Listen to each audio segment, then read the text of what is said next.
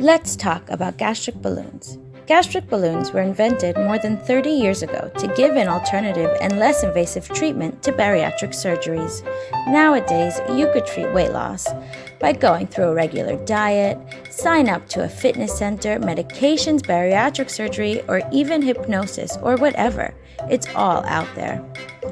Gastric balloons occupy 30% of your stomach, which helps you eat less, which basically fills you up sooner. What's amazing about these gastric balloons is that if you eat more than you need, they know how to send signals to make you more aware of how much you eat. Like anything of importance, a one-size-fits-all product cannot be expected to be most effective and comfortable for all users. The same applies to a gastric balloon. Would you expect a gastric balloon that can only be inflated once to be effective and comfortable for all? Of course not!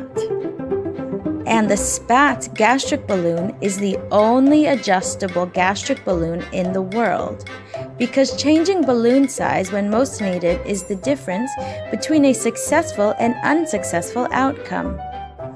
And the Spatz3 adjustable balloon has the highest success rate of all the intragastric balloons, 80% compared with less than 50% success with non-adjustable balloons. There's more to understand about gastric balloons. We'll talk about that next time.